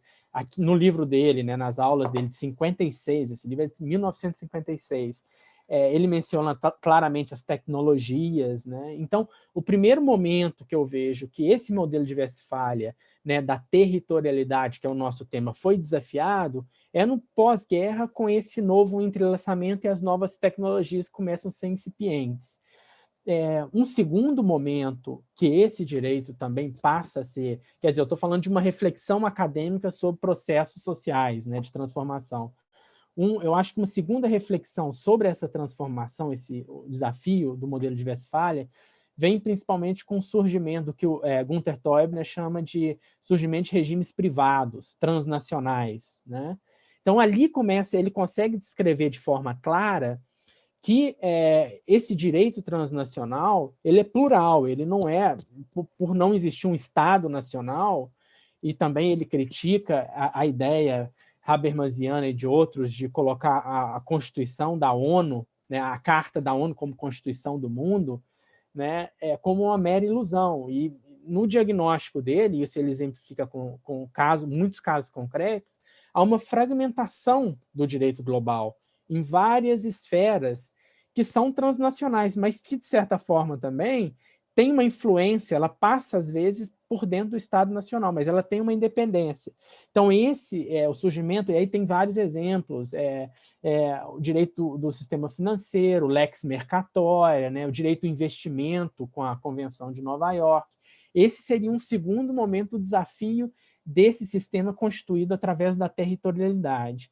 E eu acho que hoje a gente está num terceiro desafio, que é justamente o desafio das plataformas digitais, né, que vem sido, nos últimos 5 anos, refletidos como uma sociedade de plataformas. E se a gente parar para pensar, se a gente olhar somente para o Facebook, ele gerencia a liberdade de expressão de 2,7 bilhões de pessoas. Isso não é pouca coisa. Ele é o curador da liberdade de expressão, não é o Estado. E é interessante olhar como foi construída a responsabilidade jurídica desses, que fomentou o surgimento dessa economia digital. Isso remonta aos Estados Unidos, em 1996, com o CDA, que é o Decency Act, né, Communications Decency Act. E lá, a primeira ideia que surgiu nos Estados Unidos, nesse Estatuto de 96, foi criar uma imunidade grande, porque era uma época de inovação. Vamos imunizar e vamos deixar fluir, né? Porque o que diferenciava esse momento do anterior é que o conteúdo, a informação social, ela não era mais produzida pela organização mediática, né? O jornal, com editoração. O novo mercado das plataformas é um conteúdo produzido por terceiro e sem editoração. Mas não significa que eles não têm os dedos dele nos conteúdos, porque eles são os curadores. Através do algoritmo, por exemplo, ele elenca os conteúdos para a gente ver, através do tratamento de dados, né? E através da moderação de conteúdo, e aí que eu acho que é o ponto mais importante, com essa imunização desse setor, criou-se, né, a ideia era estimular a moderação de conteúdo, né, que as plataformas próprias fizessem a moderação de conteúdo, de forma privada, né? O que está acontecendo hoje é interessante que hoje questiona-se justamente essa moderação privada. Se a gente olhar no PL de Fake News do Brasil, no artigo 12, é uma tentativa de trazer para dentro do direito público, né, essa moderação da nossa liberdade de expressão, que não pode ser feita de forma privada. Por quê? Na plataforma, e a plataforma é que está na melhor posição, tanto para fomentar o exercício da liberdade de expressão, quanto também para inibir a violação, né? Então, e aí é interessante, também, eu vou falar mais 2 minutos para dar espaço para a discussão, e aqui retomando a fala do professor André de Coimbra, o desenvolvimento europeu da proteção de dados, ele é um desenvolvimento que destoa dessa tradição americana de completa imunização, que a gente, no Brasil, adotou com o artigo 19, na forma brasileira. O que o artigo 19 faz? Para remover conteúdo, a gente precisa de uma decisão judicial qualificada, tem vários critérios lá, senão não pode remover.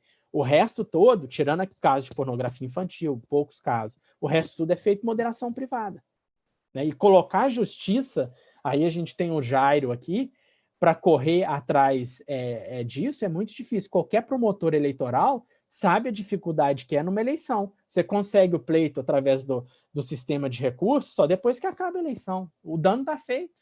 Só depois de 4 anos a pessoa pode candidatar, e olhe lá.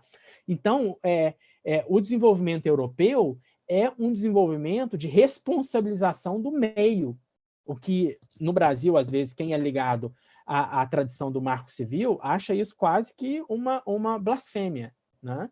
Mas o caminho europeu é responsabilidade do meio. E só a gente parar para pensar, por exemplo, na decisão Google Spain, né? Que colocou justamente o direito ao esquecimento no meio. É o meio que está na posição melhor, não é o judiciário, né? E na Alemanha tem outros desenvolvimentos, que é o autocomplete, né, que você completa, você coloca o nome de uma pessoa e aparece, por exemplo, Jairo Scheffer, melhor jogador de futebol do mundo. Só que pode acontecer de aparecer lá, completar automaticamente algo que não é bom, e aparece no primeiro lugar. Então, existem decisões na Alemanha que caminham para esse campo de justamente obrigar a plataforma a desenvolver mecanismos para inibir ou coibir a violação de direitos da personalidade. Então, hoje, tudo que a gente tem no mundo das plataformas, que aí eu acho que aí que é o grande problema, né? A economia de plataformas, ela é quase que impossível de viver, não impossível, mas existe uma tensão muito grande entre o direito territorial e a economia de plataformas, né? Então, a saída europeia tem sido cada vez mais obrigar as plataformas, né, a elas próprias introduzirem mecanismos na plataforma. Por exemplo, a lei alemã de regulação de redes é na plataforma que acontece, não é no judiciário. Você não vai buscar decisão no judiciário. Se aconteceu uma violação, você notifica a plataforma e, se for manifestamente legal, ela tem que recolher em 24 horas. Né? Então, a tendência hoje que eu vejo aqui na Alemanha e na Europa, tanto na proteção de dados quanto na questão do hate speech de fake news, né, é aumentar deveres procedimentais para as plataformas implementados na plataforma. Isso não quer dizer que o judiciário sumiu. Não vai o Jairo não vai acabar a pilha de processos dele. Né? O que vai acontecer, o que acontece aqui, o judiciário fica numa posição de observador. Né? À medida que a plataforma vai tomando aquelas decisões e liberando relatórios de transparência, o judiciário observa se aqueles padrões estão sendo realmente condizentes com a liberdade de expressão no sentido alemão. Então, a posição do judiciário é muito importante. Então, ele só vai intervir no momento em que houver um desvio. Isso vale também para a plataforma como eBay, né, o sistema de online dispute resolution dele. Né? Quer dizer, jogar para o judiciário é colocar uma Ferrari para correr com uma lesma. Né? E aí eu termino aqui para a gente dar continuidade aí no debate. Professor Ricardo, o senhor trouxe tantas considerações importantes que com tantas informações e como é um assunto, né, o digital, o virtual, como ele interfere, ele é interdisciplinar realmente em todos os aspectos. No momento que o senhor falava, eu estava aqui acompanhando as notícias E acabei de saber aqui pela internet que a Lei Geral de Proteção de Dados Pessoais foi afastada, né, o artigo 4º da MP, e ela entra em vigor amanhã. E aí já está movimentado aqui, por isso que eu estava aqui de cabeça baixa, porque enquanto o senhor falava, está um rebuliço aqui na internet. Então, temos Lei Geral de Proteção de Dados, mas não temos a NPD. Deixa para outra parte essa questão, né? E quando o senhor fala também, então, assim, esse é um momento que eu acho muito marcante, né? Então, temos um marco civil dessa regulamentação da proteção de dados agora no país, e parece que estamos subindo de nível, né? Não sei como que os demais países vão olhar agora a nossa legislação e vão olhar com mais confiança para o nosso país, né? Acredito. Apesar de que pesquisas demonstram que o nosso país ainda é um dos mais vulneráveis quanto aos ataques cibernéticos, né? Enfim, são situações que são interdisciplinares. Quando o senhor fala da questão do direito da liberdade, né, de expressão também, professor Ricardo, a minha consideração que eu queria acrescentar é que justamente assim, que o livre desenvolvimento da personalidade da pessoa natural, ela decorre principalmente também do princípio da liberdade, né, que é um direito fundamental já positivado, já, claro, em várias constituições. E como que o senhor, aí eu até devolvo essa pergunta para o senhor, para a Nina, e a gente debater um pouco esse assunto, como que o senhor enxerga essa questão do livre desenvolvimento da personalidade com fundamento no princípio da liberdade, se nós somos tão regulados, vigiados nesse momento dessa sociedade totalmente vigiada, né, onde nossos dados são coletados, os nossos cliques, né, quaisquer pesquisa que nós possamos fazer fica no histórico nosso. E isso não interfere na nossa liberdade de escolha, na nossa evolução, da nossa liberdade, da autodeterminação. Aí eu gostaria de compartilhar essa minha inquietação com vocês e saber o que vocês, doutora Nina.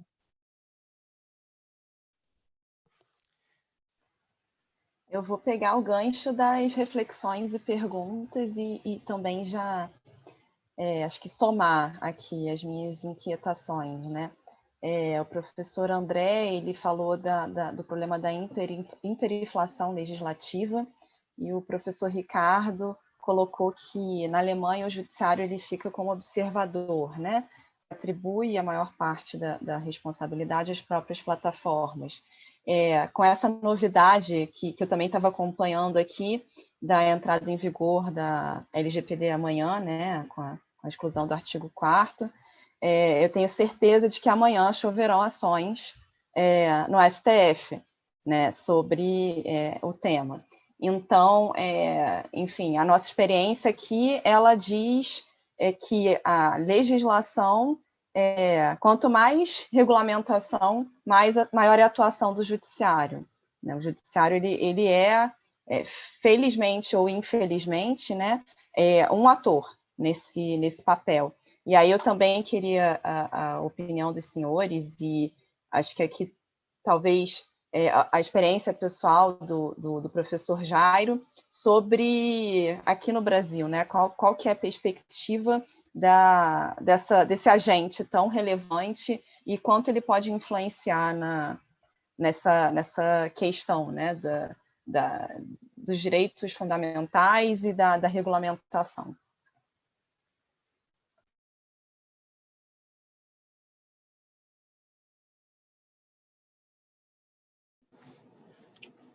Professor Ricardo, professor Jairo, professora Gabriele, André, alguém, a partir das provocações da Nina e da Edmê? Tá, eu posso Então deixa o Jairo ou a Gabriela. Eu só queria fazer, Ricardo, só puxar o gancho da Edmê que ela falou, só uma questão histórica. Paulo Bonavides, nosso professor de todos nós, lá nos primórdios do direito constitucional brasileiro, ele já acenava sobre a utilização dessas novas tecnologias como elementos favoráveis à democracia. Ele, inclusive, colocava um direito quarta geração, a democracia direta, como sendo uma conquista a vir com essas novas tecnologias. E a verdade, o que nós estamos verificando hoje, é uma total incompatibilidade. Ou seja, a internet ela não cumpriu essa promessa, ou seja, essas novas tecnologias, elas acabaram não cumprindo essa promessa de se transformar num ambiente plural. O que nós vemos cada vez mais é essas novas tecnologias tendo uma função antidemocrática, justamente não cumprindo aquela função. Então, só puxar essa questão histórica aí para o debate. Ricardo, desculpe te interromper. Não, que isso. Eu passo a palavra para a Gabriela. Eu acho que a Gabriela pode começar. Eu só vou pedir licença, tá? E contar, assim, realmente com uma compreensão de todos, porque hoje eu tenho aula na graduação logo mais, então gostaria de colocar algumas coisas a partir dessas provocações, né, que foram suscitadas, e tão belas colocações que os colegas fizeram também, para poder já começar a preparar aqui o Zoom para a minha próxima entrada, que é da aula da graduação. Então, a gente sempre tem que dar um minutinho extra para poder ver se está tudo bem no Moodle, etc. Feito esse primeiro aviso, né, por isso que eu estou aqui interrompendo, de qualquer maneira, a palavra do professor Ricardo, eu acho que depois de tudo isso que nós vimos, me parece, se não for muita ousadia, dizer que nós tínhamos que marcar mais 2 debates desse, pelo menos para poder discutir alguns pontos. Primeiro porque, naturalmente, nós estamos aí diante de uma situação em que o Brasil ele entra, né, de forma muito pantanosa e diria até escandalosa nesse terreno das tecnologias. O Brasil é campeão quando a gente dá uma olhada a respeito do que é a exclusão digital. É também considerado um dos maiores em termos de fazenda de likes, né? É uma sociedade hiperconectada que tem elementos muito sérios com relação ao que traça o perfil da educação digital. Entra também de maneira muito atabalhoada, uma vez que nosso sistema protetivo ele apresenta furos gravíssimos, como esse que nós acabamos de vivenciar. Em minutos, a LGPD iria entrar no final do ano, agora ela já entra amanhã. Isso cria para o ecossistema um problema muito sério, que é a questão da confiabilidade. Então, quando se trata de uma questão referente à tecnologia, nós temos que ter em mente que a confiança estabelecida entre os players é algo irrenunciável, o que, quando se projeta a discussão no cenário brasileiro, torna-se algo muito, muito precário, uma vez que nós temos essa situação também em relação à ANPD, que é outro ponto que sempre vem à baila quando nós discutimos tecnologia, e que, de fato, tem que ser tratado com muita seriedade. Por quê? Porque isso vai impedir, por exemplo, que organismos como a OCDE possa realmente reconhecer a confiabilidade do Brasil e, assim, não só restaurar alguns contratos e compromissos estabelecidos, como vir a incentivar e incrementar outros. Então, isso realmente gera prejuízos enormes. Há o índice de que o Brasil, em face dessa falta de confiabilidade e da falta de um sistema efetivo, perdeu, em média, em 2019, 5,7 milhões de dólares, e isso é bastante considerável quando nós pensamos na economia e no modo como a economia tem se desenhado, sobretudo com o advento desses tempos pandêmicos. Eu queria colocar alguns pontos aqui, em razão do que os colegas disseram, e que acabam trazendo, de qualquer sorte, talvez, elementos extras para novas conversas tão prazerosas quanto essa. Primeiro é a questão do acordo Bruxelas-Washington, que foi anulado. E foi anulado exatamente em razão daquilo que é elementar quando se trata de tecnologia. O que é elementar? Exatamente isso, é a ideia de um sistema protetivo efetivo, um sistema protetivo que tenha confiabilidade e que realmente possa fornecer condições para que haja uma espécie de reconhecimento dessa adequação, né, quanto ao nível de proteção oferecido. Então, isso é um ponto muito importante, que não é só com a Lei Geral de Proteção que se vai alcançar. Observando, por exemplo, que caso a NPD venha a ser implantada, é muito interessante também perceber qual é o grau de autonomia que essa autoridade nacional virá a desenvolver e vai atuar em relação ao que o sistema merece e o que o sistema tem realmente exigido para poder fazer esse tipo de reconhecimento. O outro problema que também vem à tona é a questão dos cyberataques. Que, embora a LGPD, agora ela coloca em xeque dizendo que a empresa tem que efetivamente, como disse o professor, ela tem que anunciar aqueles que vierem a ser alvo desses cyberataques, mas a gente sabe que essa é também uma cortina de fumaça que muitas vezes nós, usuários, somos levados a crer, porque a grande maioria dos cyberataques não vem a público, né? E sempre vem a público como um dia posterior, ou seja, infelizmente vem a público depois do estrago já ter sido feito. Então, por exemplo, em 2020, só em 2020, né, nós tivemos aí em Portugal, e eu estou citando, não é em homenagem ao professor, mas é porque eu tive a felicidade de ter ido proferir uma palestra, agora no mês passado, ter feito virtualmente, obviamente, uma palestra na Universidade Europeia, e fiz esse levantamento. Em 2020, nós tivemos mais de 164 cyberataques só em Portugal. Isso foi, naturalmente, recrudescido em função do uso exponencial da tecnologia. E no Brasil, o índice de 2019 é de que nós temos 733 cyberataques por semana. Então, isso significa que a todo momento nós estamos tendo aí inúmeras possibilidades de vazamentos que podem e geram uma grande dificuldade quanto à proteção desses dados. Então, quando a gente está falando sobre isso, nós temos que falar a respeito da necessidade de se criar um sistema protetivo que traga uma proteção por design. E aí eu traço a ideia de uma proteção que venha a reconhecer os riscos e oferecer, por exemplo, nível de proteção compatível com os riscos, né? Então, por exemplo, se nós temos aí riscos sanitários que foram recrudescidos em razão da pandemia, nós temos que ver também quais são os limites dos ataques e das violações e dos danos que vão ser advindos, né, exatamente por esse uso que acabou sendo feito em razão do isolamento social. Então, quando a gente fala nisso, nós temos que voltar à tona o que no Brasil tem sido pouco discutido, infelizmente. Nos Estados Unidos, na Alemanha, nós temos visto vários colegas, né, e vários centros já discutindo isso, que é a questão da privacidade coletiva. No Brasil, ainda estamos muito aferrados à ideia do direito à privacidade como sendo um direito de caráter eminentemente particular, né, individual.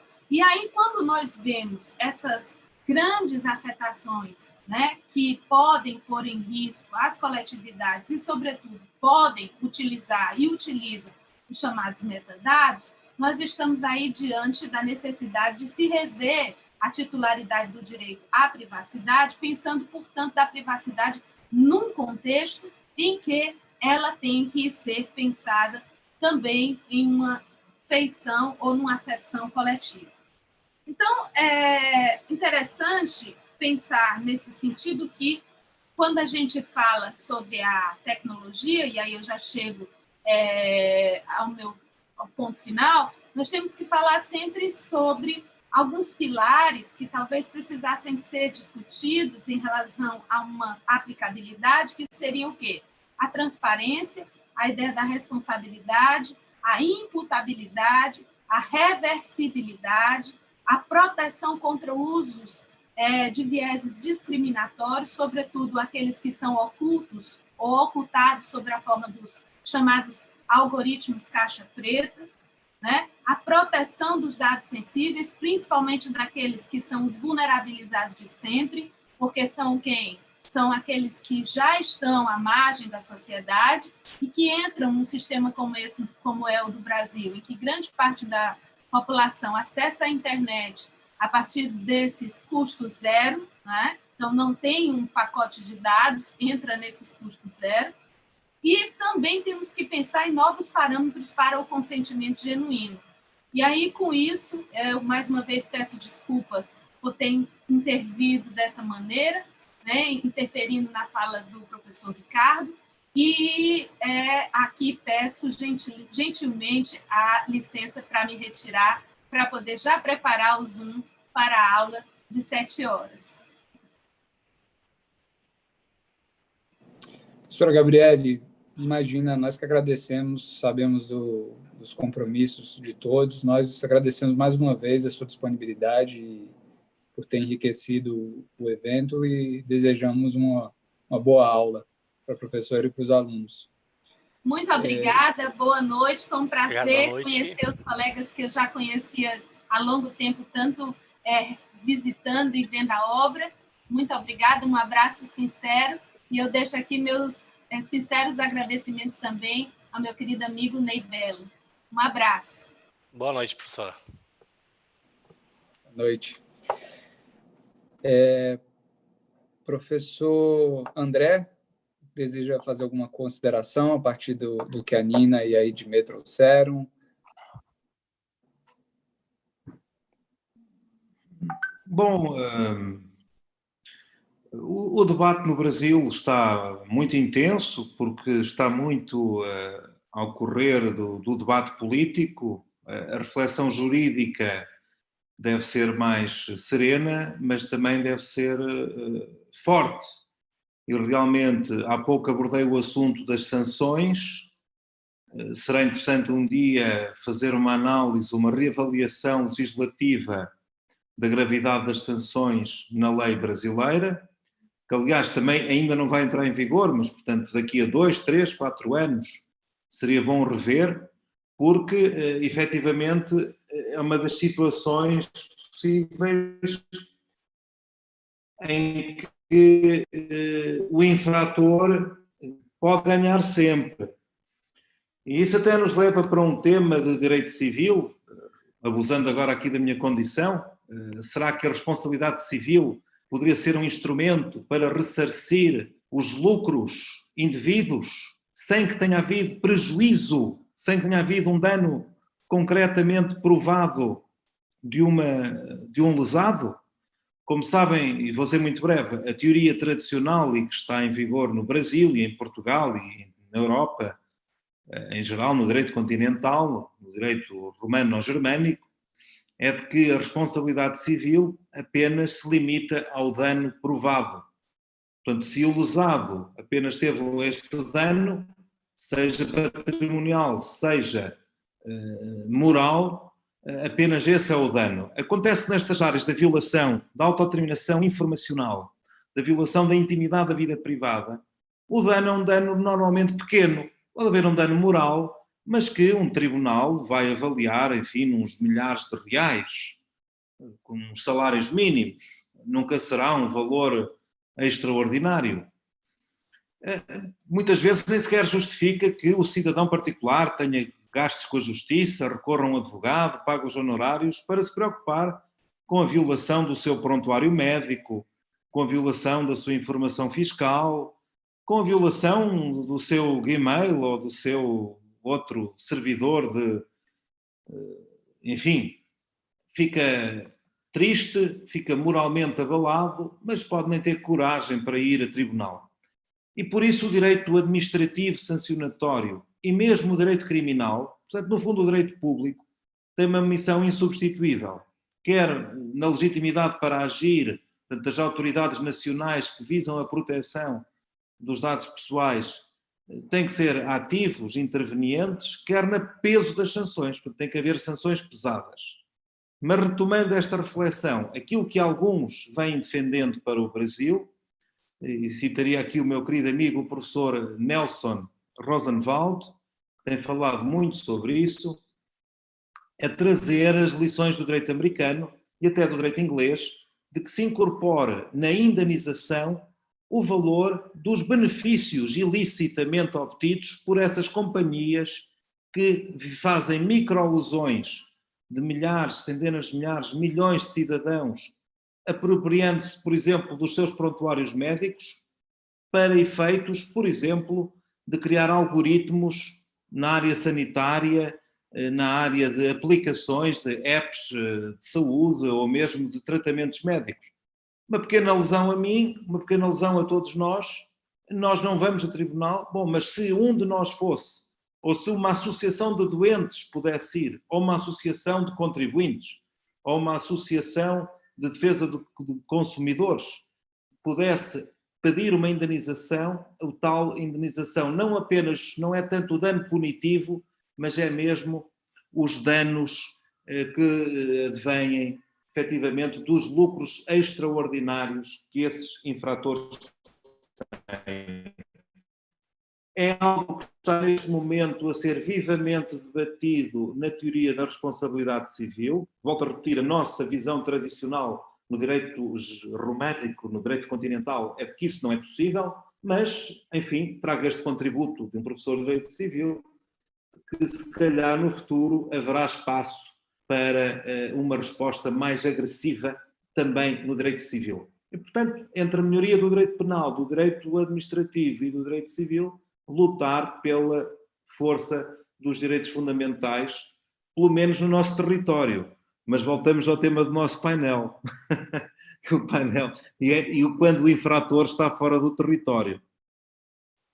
Mas aí remeto ao direito processual civil, remeto também para as teorias das empresas, porque efetivamente nós sabemos que a sociedade-mãe pode estar na Califórnia ou se calhar está num paraíso fiscal, mas então se calhar é preciso começar a atacar as sociedades filhas que estão sediadas em Brasília e atacar com grande ímpeto e com grande coragem jurídica para fazer valer os direitos fundamentais, seja no direito público, seja no direito civil. Portanto, era apenas o comentário que faria e boa sorte para a vossa implementação da lei.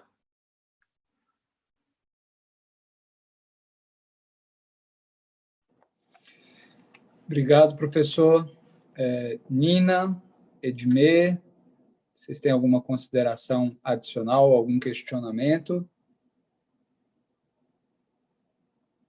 Eu vou retomar, então, aquela minha indagação, que, em certo sentido, casa um pouco com o que o Ricardo mencionou. E aí eu faço uma última rodada para, na sequência, a gente encerrar. O professor André, mais uma vez, colocou, agora pelo prisma do direito civil, mecanismos de efetivação de direitos fundamentais, de salvaguarda dos direitos fundamentais. Mas o próprio Ricardo, trazendo alguns casos concretos, ele mencionou novamente o Facebook, ele não deixou de pincelar um pouco o que eu falei. Será que uma das formas, a gente...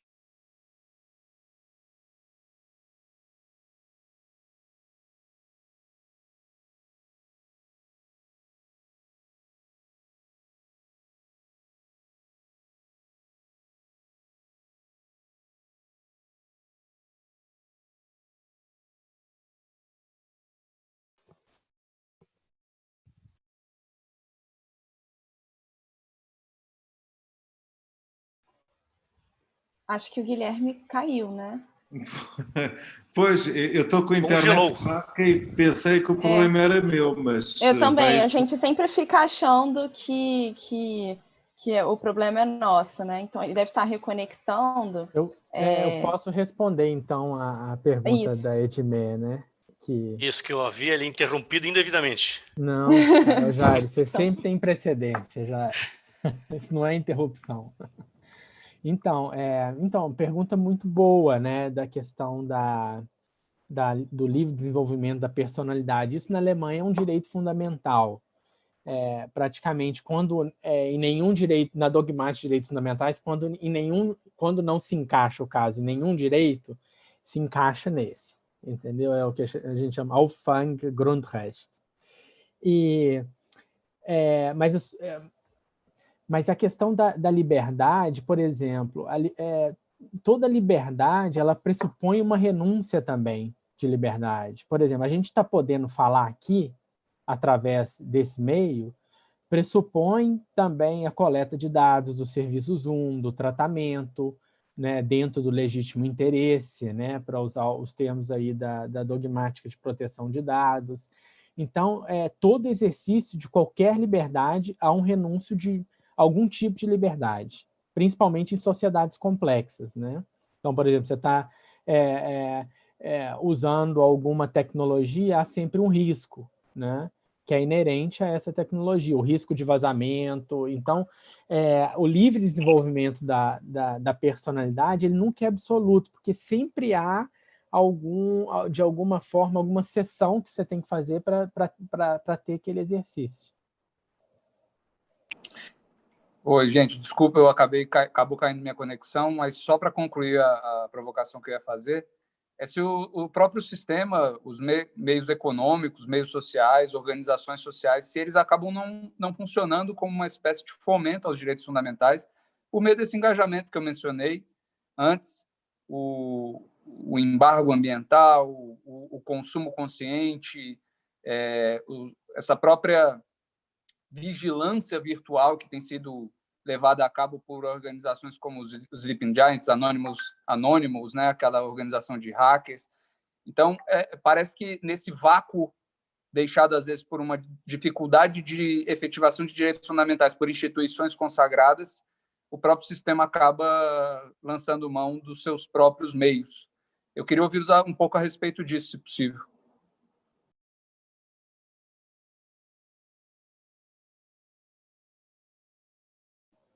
Quem quer começar?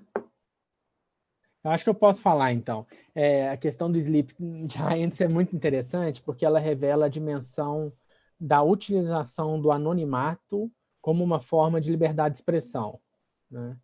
E apesar da nossa Constituição ela falar que a liberdade de expressão ela fica condicionada, excluído o anonimato, não sei a expressão normal, como é usada, mas como se tem interpretado que esse condicionamento ao anonimato é por um viés de responsabilização em caso de crime, né? Então, no caso dos Sleep Giants, pelo que, né, eu sigo, eu não acompanho tanto, mas pelo que eu sigo, não há crime.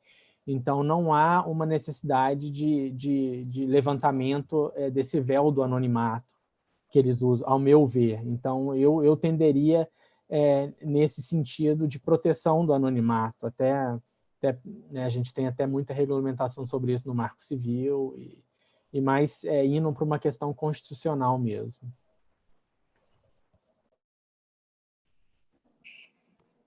Professor André, professor Jairo, gostaria de fazer alguma consideração a título de fecho? Bom, o professor André vai falar? Bom, apenas agradecer mais uma vez esta oportunidade de aprender com todos vós, reforçar a ideia que mesmo um país continente como o Brasil tem que reforçar a dimensão internacionalista e da cooperação internacional, como tem feito, no espaço económico em que se enquadra, designadamente Mercosul, e nas relações também com o grande irmão, o verdadeiro grande irmão do Norte, os Estados Unidos da América e os países do Norte. E portanto, a Corte Interamericana dos Direitos Humanos e a Convenção Interamericana dos Direitos Humanos, enfim, não tem tido a força que tem a sua congénere europeia. Enfim, humildemente fica esta ideia. A economia digital é uma economia por natureza transnacional. Há aí, a língua portuguesa é das mais faladas na internet, naturalmente graças ao Brasil. A língua portuguesa é a maior língua do Hemisfério Sul, mas obviamente que a liderança dos Estados Unidos nesta matéria, embora a China já seja, obviamente, mas enfim, com esta cisão do mundo, que está a haver uma internet dividida em dois, mas quem sabe se a China não terá também tentações imperialistas, ou pelo menos económicas, também em certas áreas da América do Sul, mas pronto, não me parece que isso esteja a acontecer, mas pode vir a acontecer. Seja como for, não basta ter um fortíssimo Supremo Tribunal Federal, não basta ter boa legislação em Brasília, é preciso cooperação judiciária internacional e proteção dos direitos humanos a um nível superior, em que efetivamente este direito à autodeterminação informacional, o direito ao desenvolvimento da personalidade, o direito ao esquecimento, como dimensão desse direito ao desenvolvimento da personalidade, que aliás foi também trazido para a Constituição Portuguesa em 97, e obviamente o direito mãe, o direito à intimidade da vida privada e familiar, e portanto que os direitos humanos estejam à frente dos interesses económicos. Portanto, fica aqui humildemente esta palavra e saudar esta geração jovem tão forte que eu tenho o privilégio de ir conhecendo, sobretudo no Instituto Brasileiro de Responsabilidade Civil, mas também no Direito da Família, e agora também com este grupo ligado à nova tecnologia, que eu estou aqui mais para aprender do que propriamente para ser um parceiro, mas enfim, cá disse qualquer coisa, e só com cooperação internacional pode o Brasil também ser um líder e um campeão da promoção destes direitos num tempo digital. E é isso. Boa noite. Como nota final, nós focamos bastante nessa nossa conversa, nesse nosso bate-papo, a questão do âmbito, a acepção mais sob o ponto de vista do direito de liberdade, do direito negativo. Mas os direitos sociais, os direitos prestacionais, eles vão sofrer um impacto violentíssimo com essas novas tecnologias, era digital, robótica. Hoje, eu li uma informação de que o proprietário da Amazon, ele hoje oferiu a fortuna de 200 bilhões, ou seja, a fortuna pessoal dele hoje é 200 bilhões de dólares. E ele sintetiza um pouco esses problemas que estão por vir, porque é uma empresa que investe essencialmente nessas novas tecnologias. Robótica, ele tem um grande centro de distribuição no interior dos Estados Unidos, em que não há nenhum trabalhador. 0 trabalhadores. E isso vai impactar diretamente no direito ao trabalho. E hoje no Brasil nós já temos esse impacto no âmbito previdenciário. Pesquisas recentes indicam que em torno de 50% dos trabalhadores hoje não recolhem o INSS. Não são filiados a nenhum sistema de seguridade oficial. E por decisão própria deles. Não porque estão alijados do sistema, mas porque simplesmente ou desacreditaram no Estado como provedor, ou porque não se sentem responsáveis em pagar uma aposentadoria para quem está aposentado hoje, para pagar uma aposentadoria que eles nunca receberão, talvez. Então, nós muito em breve, professor, eu não sei se em Portugal como é que está a questão previdenciária, mas no Brasil, muito em breve, nós vamos enfrentar um colapso absoluto. E isso está ligado à migração das pessoas desse trabalho tradicional, vínculo de emprego, para outras modalidades. A pessoa é brasileira, mora na Alemanha e presta serviço para os Estados Unidos, e que se confundem os sistemas regulatórios. Então, talvez para uma próxima live poderíamos pensar em trabalhar, professor André, professor Ricardo, a questão dos impactos também no âmbito desses direitos prestacionais. Muito obrigado pelo convite, foi uma grande honra e, como sempre, aprendi muito com esses professores renomados que coordenaram e participaram dessa live. Muito obrigado. Obrigado, professor André. Obrigado, professor Jairo. Obrigado, Ricardo. Nina, Edmê, para agradecer, para encerrar. Bom, eu que aprendi com essa mesa, foi bastante profícuo o debate, enfim, muitas considerações também a fazer ainda. Eu acho que eu endosso as palavras de que deveria haver desdobramentos, né, próximos debates e, enfim, o tema da questão previdenciária que o professor Jairo trouxe aqui me interessa bastante também, apesar de já termos alguma linha, né, na própria Constituição de aumentar a contribuição previdenciária patronal quando tem alto grau de automatização da mão de obra, mas isso não é só a resposta. Então, eu me empolgo com esses temas e endosso totalmente que eu acho que dá muito pano para manga e devemos fazer mais debates sobre a questão. E agradeço a oportunidade, agradeço o convite do IDP, do professor Guilherme, a companhia dos professores Jairo, André, Ricardo, da Edmê, né, como moderadora, da professora Gabriela, que precisou sair, e também fico à disposição.